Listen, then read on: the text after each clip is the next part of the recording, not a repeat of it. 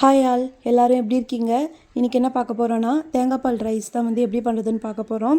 என்னோடய ஸ்டைலில் எனக்கு தெரிஞ்ச மாதிரி நான் பண்ணியிருக்கேன். இது பிடிச்சிருந்தா ட்ரை பண்ணி பாருங்கள். ஃபஸ்ட்டு எல்லாமே தேவையானதெல்லாம் எடுத்து வச்சுக்கோங்க. அதுக்கப்புறம் இதை குக்கரில் பண்ண போகிறேன். ஃபஸ்ட்டு ஸ்டவ் ஆன் பண்ணிக்கிட்டு ஒரு 2 ஸ்பூன் அளவுக்கு கீ விட்டுக்கோங்க. விட்டுட்டு தேவையான அளவு எண்ணெய் ஊற்றிக்கோங்க.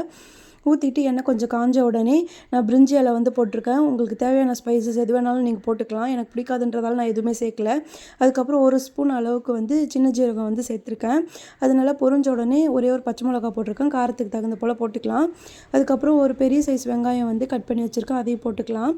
போட்டு கொஞ்சம் வதங்கின உடனே 1 ஸ்பூன் அளவு இஞ்சி பூண்டு பேஸ்ட் போட்டுக்கணும்.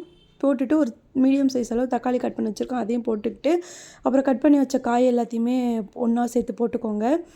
போட்டு நல்லா கலந்து விட்டுட்டு கொஞ்சோண்டு கொத்தமல்லி தழை போட்டிருக்கேன். புதினா இருந்தாலும் அதையுமே சேர்த்துக்கலாம். என்கிட்ட இல்லைன்றதால நான் சேர்க்கல. அதுக்கப்புறம் ஒரு ஆஃப் லெமனை ஸ்குவீஸ் பண்ணி போட்டுக்கோங்க. அப்புறம் தேவையான அளவு உப்பு போட்டுட்டு கொஞ்ச நேரம் வதங்க விட்டுட்டு அப்புறம் 1 கப் பாஸ்மதி அரிசி நான் 1/2 அன் ஹவருக்கு முன்னாடியே கழுவி ஊற வச்சுருக்கேன். 1 கப் அரிசிக்கு 1 1/2 கப் தேங்காய் பால் எடுத்துக்கோங்க. நான் திக்கு தேங்காய் பால் 1 கப்பு, ஆஃப் கொஞ்சம் தண்ணி தேங்காய் பால் எடுத்திருக்கேன்.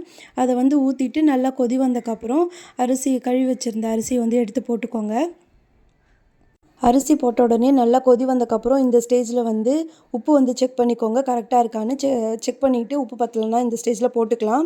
போட்டுட்டு லிட் போட்டு க்ளோஸ் பண்ணி வச்சு 2 விசில் விட்டுட்டு அதுக்கப்புறம் லோ ஃப்ளேமில் வச்சுருங்க. வச்சுட்டு ஒரு 5 மினிட்ஸ்க்கு அப்புறம் ஸ்டவ் ஆஃப் பண்ணிவிடுங்க. அரிசி நல்லா உதிரி உதிரியாக வந்திருக்கும். எனக்கு தெரிஞ்ச மாதிரி நான் பண்ணியிருக்கேன். பிடிச்சிருந்தா ட்ரை பண்ணி பாருங்கள்.